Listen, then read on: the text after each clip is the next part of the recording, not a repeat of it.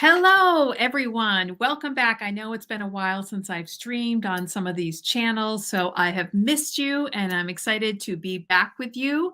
And one note, if you are joining me or watching the replay, is that while I'm doing this live, I won't be able to see the name that is coming through unless you give StreamYard permission. So there should be somewhere a link that you can click and it just says to StreamYard, it's okay that I see your name.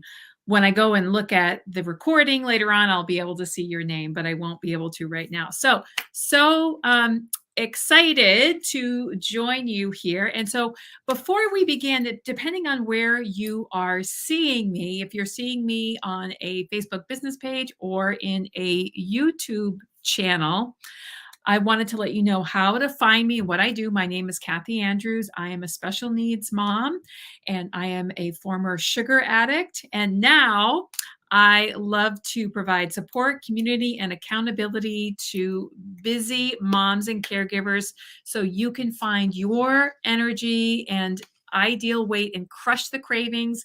And we do this with blood sugar balance. We don't count calories, carbs, or macros. And we provide a lot of encouragement and self-care as well in our group. So if you want to join us, then just click the link that's below here. Oh, I have Kitty with me today. So today I wanted to talk about college life. And you may have just sent some college kids off to school for the first time, or it may be, this is a subsequent year for them. And if you think about that, this is the first time you're on your own. It's exciting. And you get to make your first choices about your own choices about so many different things, about what you want to do after class, about what you want to eat, all of these different things. And this is great. But if you have a child who is recently diagnosed with something or isn't feeling great, it can be really stressful. Or maybe your child goes off to college and they were doing great, but with the stress of classes and an erratic schedule, it's easy to start some habits that can lead to feeling tired and low energy or brain fog or just not feeling good. So just to give you an example of what made me start thinking about this, a friend of mine has a son, and right before he went off to college, he was diagnosed with celiac disease. And with celiac, you really, really have to avoid gluten. It's not just something that makes you feel bad. It's really important that you completely ignore it. Not have it, because there are important consequences for having gluten if you have celiac. So it's important to really not have it.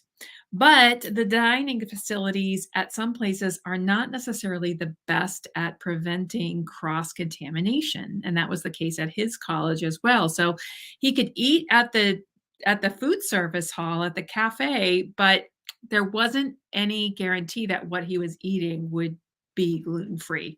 And so that there can be really big health consequences if you have celiac.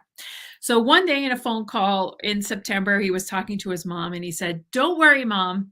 I found out that Diet Coke and Cool Ranch Doritos are completely gluten-free. So I'm good. As long as I have those foods, that's all I need to eat for the semester and I'll be fine." And of course, cue the mom, like, "Oh my goodness, you cannot live on Diet Coke and Cool Ranch Doritos for the entire semester."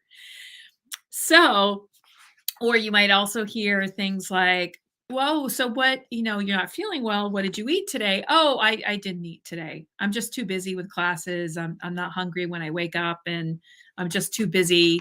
Or, "I didn't eat until 6 or 7 and it was pastries on the way home," etc. So which is fine. But if you start getting brain fog and tiredness, there's definitely a connection there. But even if you don't have kids in college, there are things that can apply to us as well. So, for example, let's say that you have to go to a conference and you're going to be living in a hotel room for a few days, or you're, going on vacation somewhere. And again, you're going to be traveling and going on vacation. I'm going to have a specific talk about staying on track and travel with some specific tips that are really unique to travel later on in a couple of weeks. So stay tuned to that. But basically, a lot of these things can be applied to hotel living as well. So it's easy to, it's obviously easy to grab the closest thing, whatever we can, which is fine. But then, you wonder why we come home and then we get a cold after we travel. Of course, because we're not eating well and we're stressed and we're tired and all of those things. So these can apply to both situation, kids in college and for us when we're living in a hotel.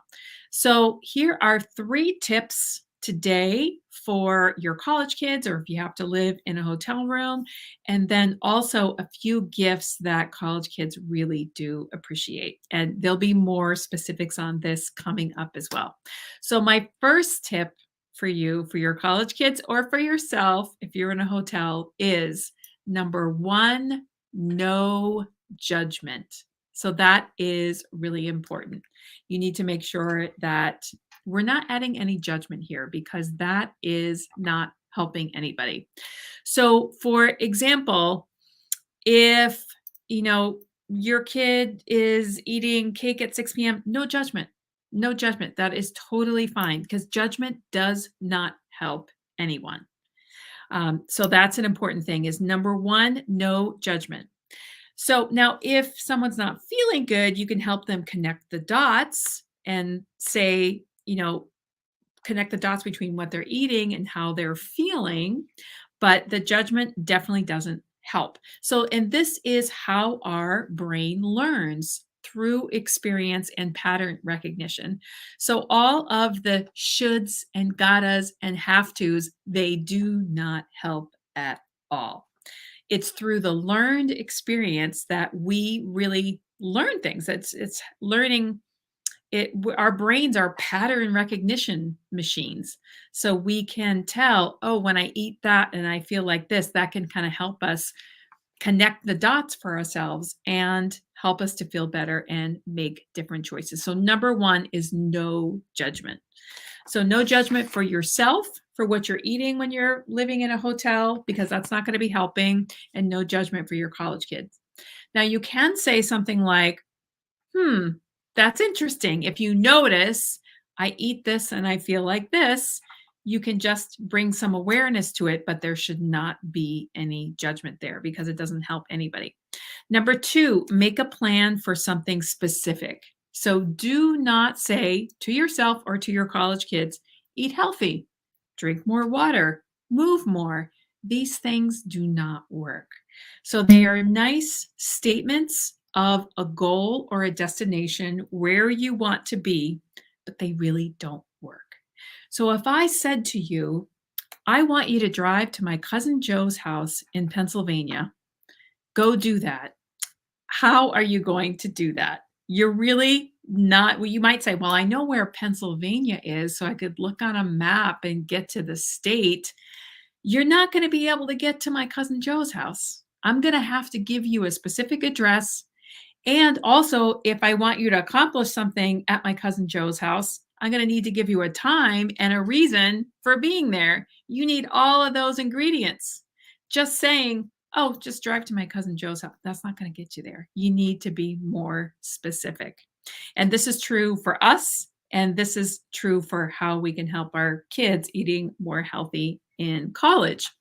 So it can be helpful to just focus on one thing, 1 or 2 things for your college kid. What does your college kid struggle with? Are they having trouble focusing on in their classes earlier in the day? Are they eating breakfast? Okay, now you have a place where you can start to be specific.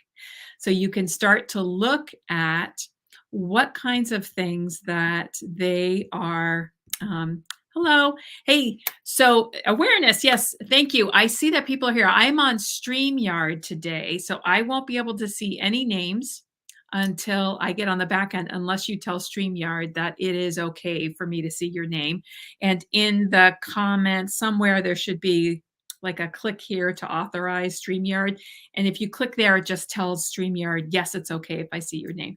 But I will see your name when I go back into the group in the comments, but I'm streaming live today. So if you can identify, okay, what is the thing that your college student struggles with? So maybe it's they're not focusing in the morning. So they're having trouble with that. Okay, so let's look at what we can have for breakfast in the morning. Protein bar, protein shake, pre-made, or maybe they make one. There's other options. Also, if you are living out of a hotel, you can start to make some plans in terms of what is available at the hotel. Do they have an awesome breakfast that you can make it to? The time is good and it's not going to be too crowded and they have things you like and that are healthy? That's great. You can kind of plug that in. What about snacks? So look at where are the holes that you're going to need to plug things in. So, number 3 is look for the protein, and you might need to combine takeout, things from the store, things that you bring. So, if you're in a situation where you're supporting a college kid, you need to understand, first of all, what can they have? So, some places, if you can have a microwave, that is awesome because there's a lot of different things that you can do with a microwave. Some places you can have a toaster oven. Some places you can't have any of that. So it really just kind of depends. But even with that, there are different things that you can have. A personal size blender. There's a couple of things that you can do with that. You can also, if you at least have a way to heat up water, because sometimes you can get, an electric kettle or something like that. Or you can have a pot that you could make rice in, or you could make other things in that. Then you have at least a little bit more options for a protein shake, for some oatmeal, for you can make some really delicious no-bake protein balls, different things like that. And we want to make sure that at each meal we're getting some protein, some healthy fat, and some carbs. Okay. So oftentimes it's really easy to find the carbs out and about in the world. We all know that. We want to try to find the high fiber carbs if we can. So sometimes if there's a store nearby and you can grab some apples or you can grab some carrots, things that keep well, that can be really helpful. Um, but the protein can be harder. So that's where it can be helpful if you're living in a hotel to bring some protein options with you, some portable protein options. So is there a protein powder that you know you like? Bring some oatmeal. Now, here's another tip that I love. Bring some spices. So cinnamon, apple pie spice, pumpkin pie spice, allspice. Now, I'm not talking about sugar. I'm talking about spices. So I'm not talking about like a sugar and cinnamon combination. I'm just talking about just the cinnamon, just the spices. And you can get in the store apple pie spice, pumpkin pie spice, because you can use these in different ways. You can put them in the oatmeal. You want to also bring a little container of nut butter if that's safe for you, because you can put that in the oatmeal to add protein and healthy fat. And then add an apple with that. You can add the spices in there because that really makes a difference. Add a protein powder.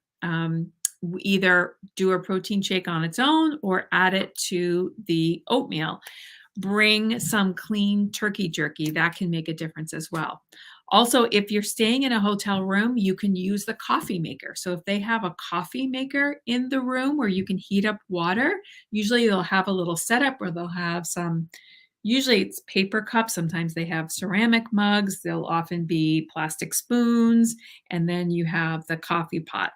So you can heat up water with the coffee pot and do some of the same kinds of things with the hot water. You can make your oatmeal. You can make a hot chocolate with a protein powder, and you can add some different things to that. You can also bring, the clean turkey jerky, the peanut butter that I mentioned before, the nut butter. And you can those kinds of things. You can also bring some portable fruit with you. So those are some things that can be helpful if you're living in a dorm room or if you have to live in a hotel room for a few days. Now, I wanted to talk about gifts for college kids. So let's say that you know of a kid who is at college and you want to send them something. Sometimes people are asking parents, well, what do I send them? when you see those boxes out, you see like kind of care packages online, a lot of times those are really just filled with junk food. So, one of the things that you want to do is um, to send them some things that are really going to be useful for them. So, number one, a handwritten letter from family or friends. Who does handwritten letters anymore? Not a lot of people. It's something that's unique and it's a keepsake, and people love that. I know my daughter loves that. So that is you can use nice stationery. You can put stickers in there. You can draw if that's your thing. So there's a lot of fun things that you can do with a handwritten letter, and that costs almost no money. And then also a portable charger. So a portable charger is always a great gift because they're going to be on the go and their phone is always running out.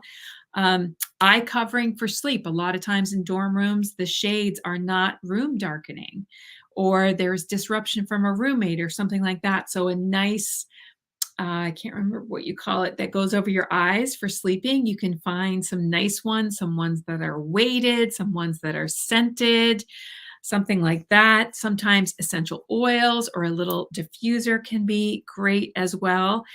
And then also something that's fun and interactive. So that can be good as well. So it could be a little like mini ping pong set that you could set up on a desk, or it could be a little bowling thing you could do in the hallway that's going to foster something fun with other people on their floor or in their apartment or wherever, because they are working hard during the semester, and to be able to do something fun is really great.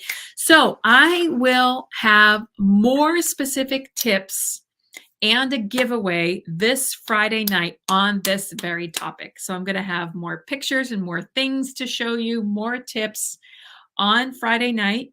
So if you're interested in that, make sure that you're in this group if you're finding me on YouTube or a Facebook page. And if you are interested in this topic and you're in this group already, then just look for the event for that. And I will be posting about that and sharing about that as well. So excited to know what tips you may have found that I've mentioned so far in this part one that are helpful for you. And if you have a college kid that you support. Okay, I will see you around in the group.